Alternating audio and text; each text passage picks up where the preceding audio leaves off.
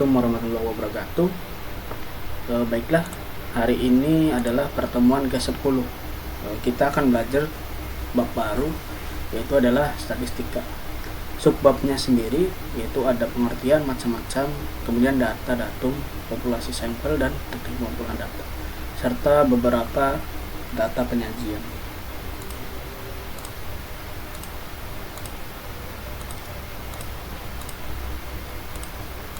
Ini dia adalah subbab-subbabnya yang akan kita pelajari. Laju pertumbuhan penduduk di Indonesia. Sejak kemerdekaan Republik Indonesia, jumlah penduduk Indonesia telah meningkat 3 kali lipat dari 73,3 juta jiwa pada 1945 menjadi 255,5 juta jiwa pada tahun 2015. Hal ini menempatkan Indonesia pada posisi negara keempat di dunia dengan penduduk terbanyak setelah Tiongkok, yaitu 1,4 miliar jiwa, India 1,3 miliar jiwa, dan Amerika Serikat 325 juta jiwa. Oke, dari sini kita bisa melihat begitu pentingnya statistika untuk melihat laju pertumbuhan penduduk pada suatu negara. Salah satunya Indonesia saja yang dengan rentang beberapa tahun itu bisa langsung meningkat hingga 250,5 juta jiwa. Lalu yang pertanyaan adalah what do you think about statistika? Apa itu sebenarnya statistika? Pengertian dari statistika itu sendiri adalah keterangan atau kumpulan angka-angka yang menjelaskan suatu hal. Dalam hal ini, keterangan atau kumpulan angka-angka tersebut disusun dalam bentuk tabel atau diagram. Ini menurut LKS halaman 26. Kemudian menurut Wikipedia, statistika adalah ilmu yang mempelajari cara mengumpulkan, mengolah, menganalisis, menyimpulkan, dan menyajikan informasi atau sebuah data. Itu yang disebut cabang dari ilmu matematika, yaitu adalah statistika. Kemudian statistika sendiri ada beberapa macam. Ada yang namanya statistika deskriptif, kemudian ada statistika inferensial, kemudian ada statistika matematika. Statistika deskriptif itu adalah statistika yang kita pelajari saat ini, atau statistika dasar. Statistika yang berkaitan dengan pengumpulan, penyajian, dan analisis data. Sedangkan statistika inferensial yaitu yang berkaitan dengan penarikan kesimpulan berdasarkan analisis yang sudah dilakukan. Biasanya statistika inferensial ini digunakan untuk menyimpulkan suatu data atau sebuah penelitian. Entah itu data skripsi, entah itu data sebuah laporan, data sebuah laju penduduk, dan sebagainya. Kemudian kita harus tahu data itu apa. Data adalah sekumpulan informasi. Data juga dibagi beberapa jenis atau beberapa macam, yaitu yang pertama berdasarkan cara penyajiannya. Ada tunggal dan kelompok. Tunggal adalah data yang belum dikelompokkan itu ke dalam kelas-kelas atau interval. Sedangkan kelompok, data yang sudah dikelompokkan ke dalam kelas-kelas atau interval. Kemudian yang kedua berdasarkan jenisnya, ada kuantitatif dan kualitatif. Kuantitatif itu identik dengan sebuah nilai dan angka, sedangkan kualitatif berupa deskripsi atau yang menggambarkan objek dan tidak berupa angka. Kemudian yang ketiga, berdasarkan cara memperolehnya, ada data ukuran dan data cacahan. Data ukuran ini adalah diperoleh dengan cara mengukur. Misalkan seperti pada fisika itu ada mengukur dengan penggaris, kemudian data dengan mengukur jangka sorong, mikrometer sekrup, dan sebagainya. Beda dengan data cacahan itu dengan cara menghitung seperti statistika yang akan kita pelajari ini, menghitung berat badan di kelas kita, maksudnya berat badan teman-teman yang ada di kelas kita, tinggi badan teman-teman ada di kelas kita, kemudian menghitung berapa sih frekuensi nilai penilaian harian dari mapel matematika. Kemudian berdasarkan sumbernya ada primer dan sekunder. Primer itu adalah data yang diperoleh secara langsung. Misal saya akan mengadakan pengamatan atau penelitian di SMA Negeri 8 Kota Cirebon. Saya mengambil beberapa orang untuk saya amati atau beberapa siswa untuk membandingkan nilai-nilai mapel matematikanya atau penilaian hariannya. Itu adalah contoh dari primer.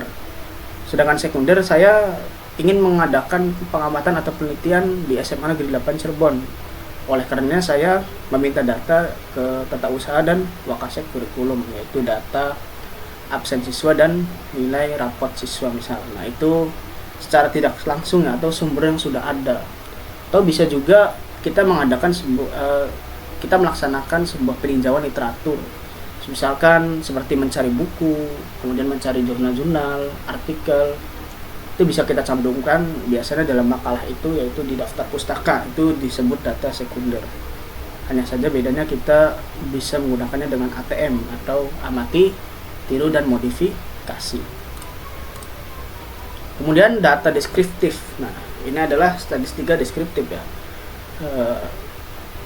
Datanya hanya terbatas pada menunjukkan data, bisa dalam bentuk tabel, grafik, diagram, dan besaran lain. Contohnya seperti ini dalam bentuk tabel. Nah, ini contoh dari data yang kita kelompokkan dengan tabel. Ini salah satu contoh statistika deskriptif. Kemudian ini dalam diagram batang seperti ini, diagram lingkaran seperti ini. Nah, ini yang akan kita pelajari selama kedepannya, yaitu statistika. Kemudian data inferensi itu apa sih? Nah, data inferensi atau statistika inferensial ini selain mencakup statistik deskriptif, juga mampu dipakai untuk melakukan estimasi dan penarikan kesimpulan terhadap populasi dari sampelnya. Nah, misalkan ini adalah contoh dari data inferensial. Nah, kita bisa lihat biasanya data-data seperti ini terdapat di kantor-kantor atau di biasanya di ruang kerjaan yang memang begitu cukup rumit atau berat gitu. Padahal sebenarnya kalau kita pelajari ini mudah-mudah saja, sama saja seperti statistika deskriptif. Ini contoh dari aplikasi SPSS, yaitu statistika inferensial. Nah, kita juga harus tahu datum adalah sebagian dari kumpulan atau data atau informasi. Datum itu adalah sebagian dari sebuah data. Misalkan ada sebuah data, kita ambil sebagian atau beberapa, atau bisa disebut sampel. Ini selanjutnya itu disebut adalah datum. Kemudian populasi adalah sekumpulan orang atau benda yang akan diteliti. Populasi itu jangkauannya luas, sedangkan sampel itu himpunan bagian dari populasi itu sendiri, sebagian dari populasi yang akan lebih dalam diteliti. Kemudian frekuensi adalah jumlah data tertentu yang memiliki karakter yang sama. Misalkan jumlah atau frekuensi anak berumur 12 itu adalah 18 jumlahnya.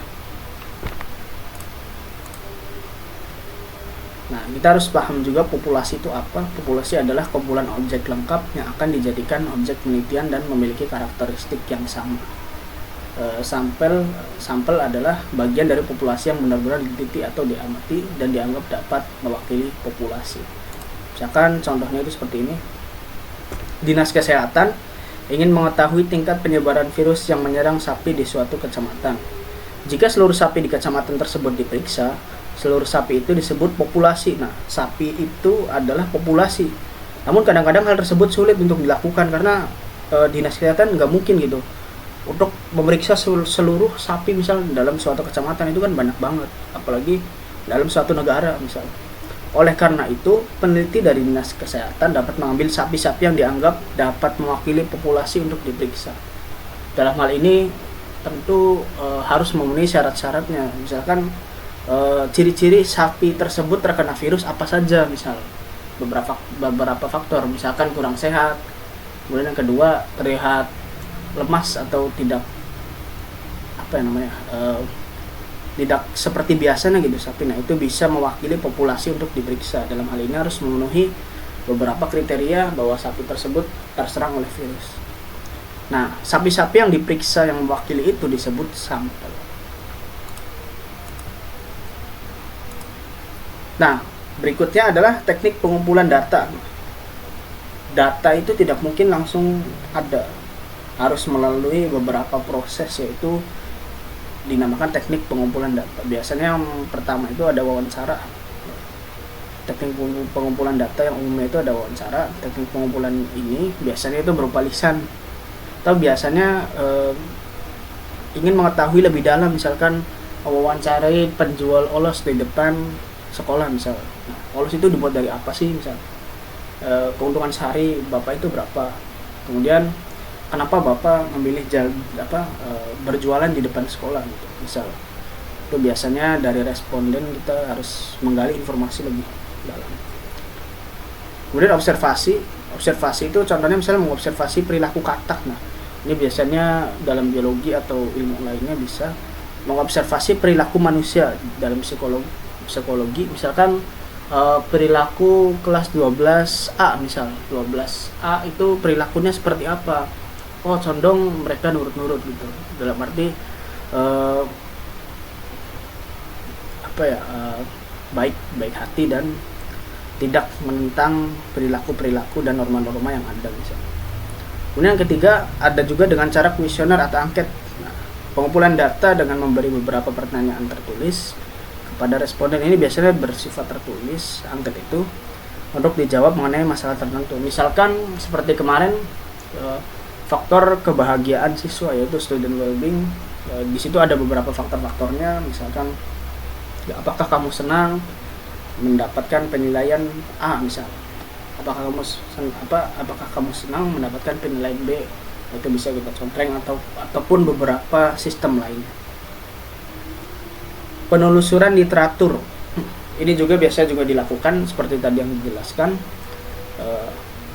Kita biasanya dalam makalah itu mencantumkan pada daftar pustaka atau pada referensi, karena tidak mungkin sebuah pernyataan atau sebuah kata-kata kalimat itu pasti ada sumbernya atau rujukannya. Oleh karenanya disebut penelusuran literatur, entah secara offline, baik online, secara sosial media, kemudian baik secara hard file seperti handout, LKS, dan buku misalnya. Kemudian ini ada contoh soal populasi dan sampel. Beberapa siswa SMA Negeri 8 Kota Cirebon akan melakukan penelitian mengenai tingkat kenakalan remaja di Desa Konoha.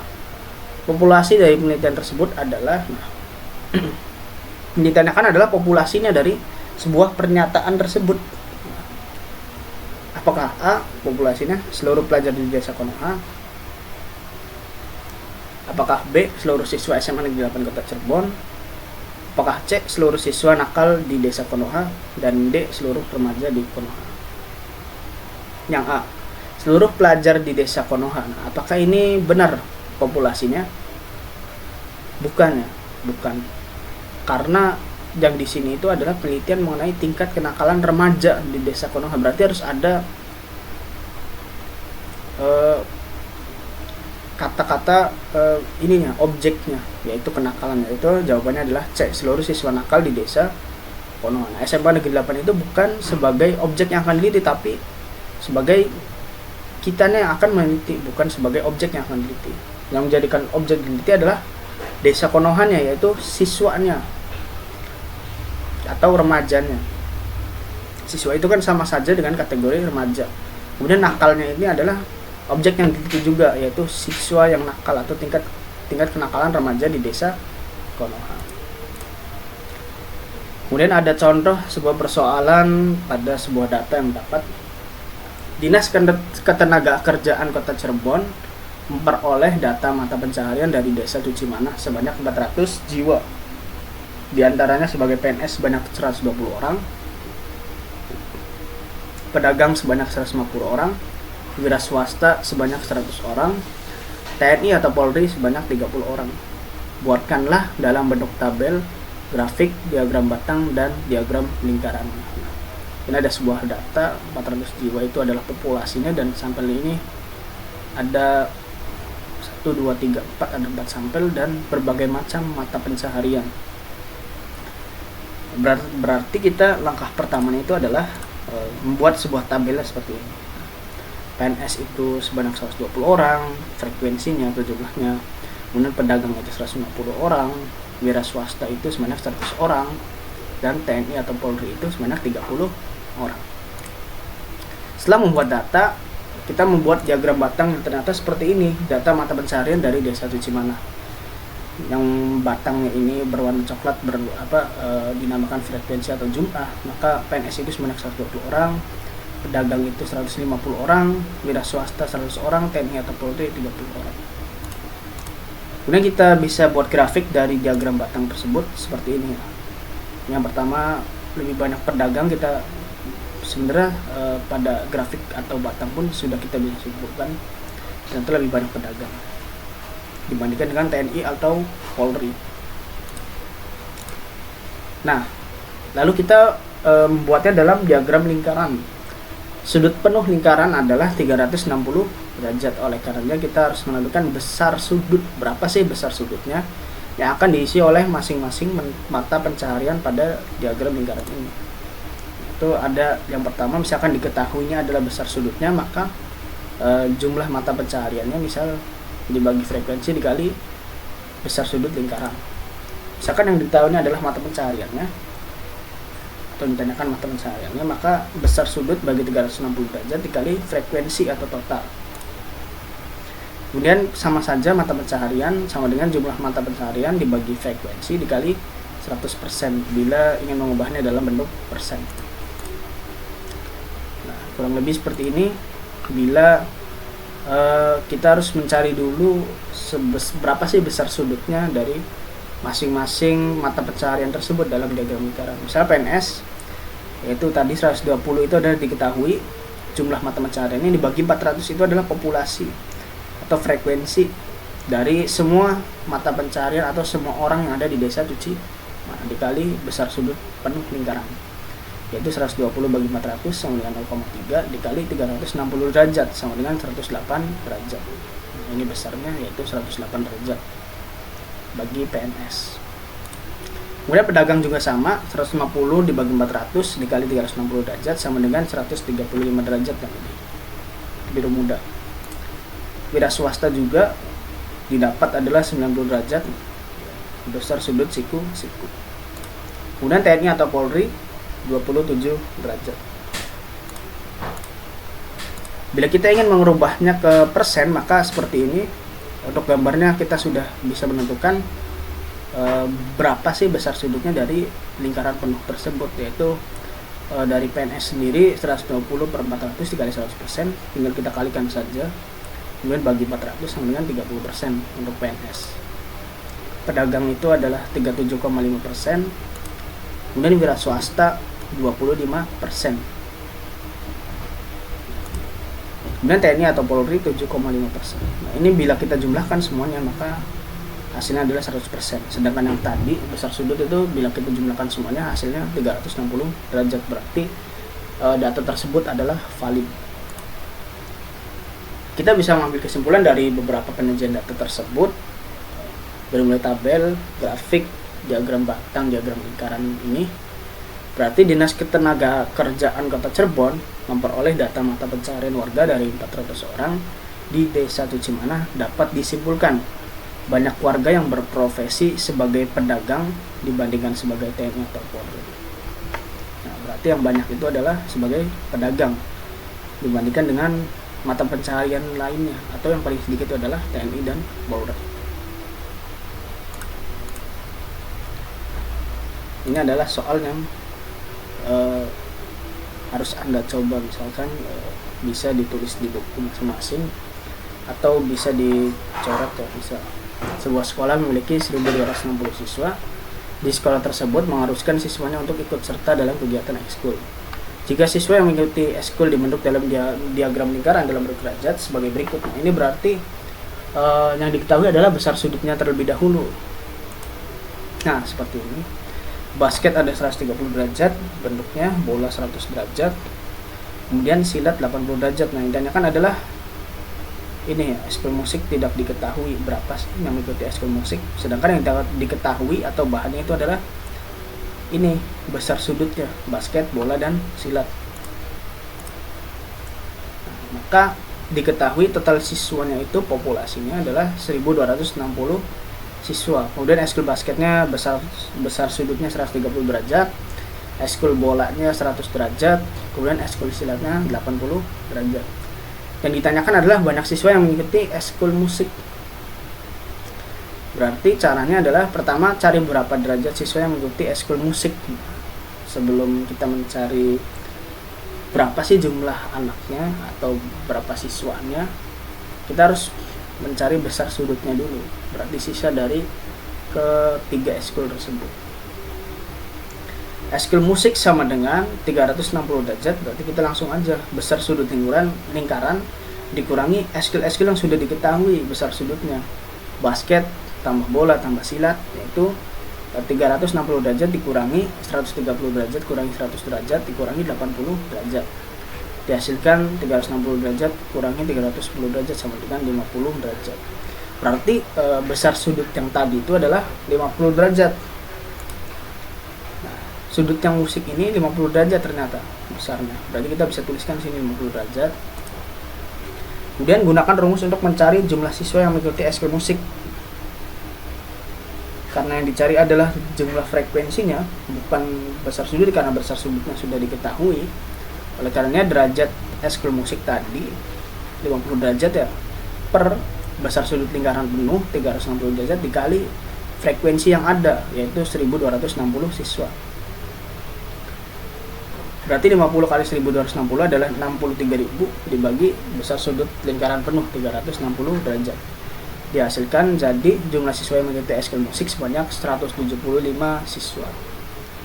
Nah, dengan soal seperti ini pun kita bisa menentukan berapa sih ini, sedangkan kita hanya mempunyai bahan besar sudutnya saja. Nah, dari sini kita juga bisa menentukan yang lainnya, jumlah yang lainnya dengan menggunakan rumus tadi. Nah, ini ada kata-kata yaitu statistika itu bagaikan kita melihat seluruh dunia hanya dengan membuka jendela, walau hanya sedikit saja. Dr. Budiman Fuad, MSI, Kampus Litbang, YIN Sukmawati, Cirebon. Untuk evaluasi pembelajaran, kawan-kawan kelas 12 bisa mengerjakan penilaian harian 10. Ini ada nomor 1, kalian ditugaskan untuk mencari atau mengumpulkan data tinggi badan dan berat badan di kelas Anda secara terpisah. Jadi secara terpisah itu tinggi badan di lembar yang pertama misal, kemudian lembar kedua itu berat badan. Misalkan di seluruh kelas Anda misal 12 IPA 1 sampai 5 misal, IPS 1 juga. Kalian bisa menulisnya misalkan dalam satu kelas ada 30 orang, tulis. Berarti ada 29 orang. Termasuk diri Anda pun tidak masalah ditulis. Kemudian catatlah dan sajikan dalam bentuk tabel. Misalkan nomor, nama, berat badan, tinggi badan misal, di dalam bentuk tabel, terus dibikin diagram batangnya.